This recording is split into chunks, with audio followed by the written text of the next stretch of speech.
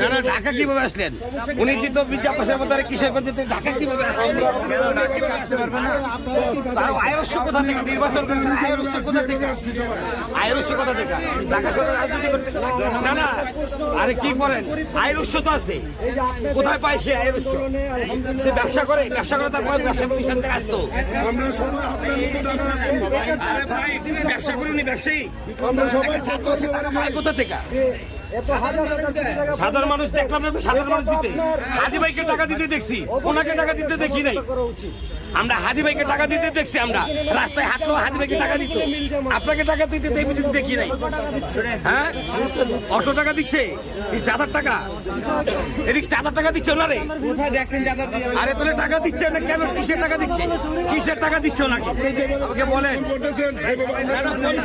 আমি কর্ম করতেছি, হবে আমি খাবো, আমি খাবো, আপনাকে পাবো কোথায়? 5 তারিখের পরে আপনি রুটি কলা জমা দিয়ে যেখানে ডাবির সিগারেট খাইতেন, এখন নির্বাচন করছেন, এই টাকা পাচ্ছেন কোথায় আমাকে বলেন।